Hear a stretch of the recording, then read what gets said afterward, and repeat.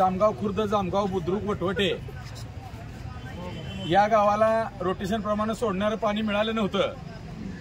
त्यामुळं या 3 गावातील संतप्त शेतकऱ्यांनी 12 तारखेपासून सलग 3-4 दिवस या ठिकाणी बेमुदत धरणे आंदोलन केलं। 2 दिवसापूर्वी या ठिकाणी उजनी विभागाचे कादेसाहेब येऊन गेले। तहसीलदार साहेबांनी या ठिकाणी भेट देऊन पाणी सोडण्यासाठी प्रयत्न केले आणि काल कोथळ्याचं रोटेशन संपलं। शिना नदीमध्येही पाणी सोडावं अशी देखील या तालुक्यातल्या शेतकऱ्यांची मागणी होती, परंतु या 3 गावच्या लोकांना या ठिकाणी पाण्यापासून वंचित ठेवलं गेलं होतं आणि खऱ्या अर्थानं या उपोषणाच्या माध्यमातून त्यांच्या या शेतकऱ्यांच्या लढ्याला यश आलेलं आहे। आत्ताच कादे साहेबांचा फोन आला आणि पाणी आता सोडले, उद्या संध्याकाळपर्यंत पाणी या 3 गावाला पोचल अशा पद्धतीने आश्वासन दिल्यामुळं या ठिकाणी नायब तहसीलदार दांजे साहेब, विजयदादा डोंगरे आणि सतीश पाटील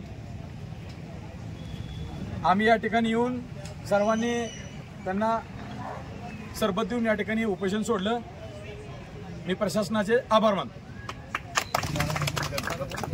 गेल्या 12 तारखेपासून वटवटे, जामगाव खुर्द, जामगाव बुद्रुक या शेतकऱ्यांचं धरणे आंदोलन, उपोषण हे पाण्यासाठी सुरू होतं आणि परवा मला समजल्यानंतर मी येथे आलो।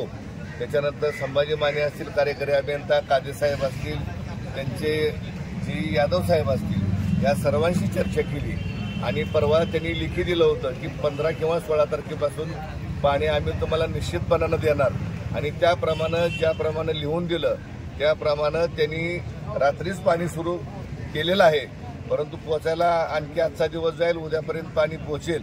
हा जो शेतकऱ्यांनी संघर्ष केला, लढा दिला, हा अतिशय चांगल्या प्रकारे आणि ताकदीने लढा दिला।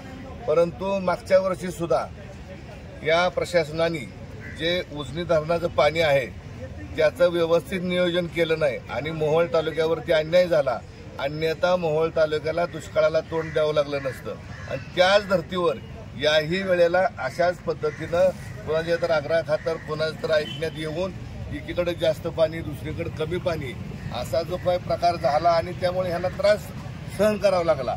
यांच्या जनावराला सुद्धा पाणी नव्हतं। अशी परिस्थिती असताना सुद्धा यांनी लढा दिला आणि पाणी मिळवून घेतलं। माझी प्रशासनाला हात जोडून विनंती आहे, आज तुम्ही पाणी सोडलं याबद्दल आभार मानतो, परंतु पुढच्या वर्षी तरी या शेतकऱ्यांवरती आणि मोहोळ तालुक्यातल्या शेतकऱ्यांवरती कोणत्याही प्रकारचा अन्याय होऊ नये अशा प्रकारची खबरदारी घ्यावी एवढी त्यांना विनंती करतो। वटवटे जामगाव पाणी संघर्ष समितीचा विजय असो। वटवटे जामगाव पाणी संघर्ष समितीचा विजय असो। गेली 8 दिवस आम्ही शेतकरी सर्व सोलापूर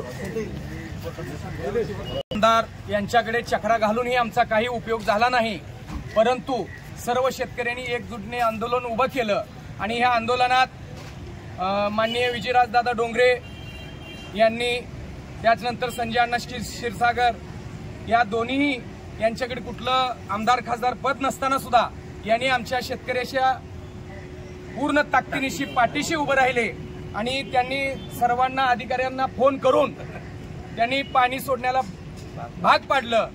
म्हणून आज वटवटे जामगाव, दोन्ही जामगाव शेतकरी पाण्यापासून वंचित होते, जनावराला पाणी नव्हतं, परंतु या दोन्ही नेत्यांचे आम्ही वटवटे जामगाव यांच्यातर्फे आम्ही आभार मानतो। धन्यवाद। शेतकरी एकजुटीचा विजय असो। शेतकरी एकजुटीचा विजय असो।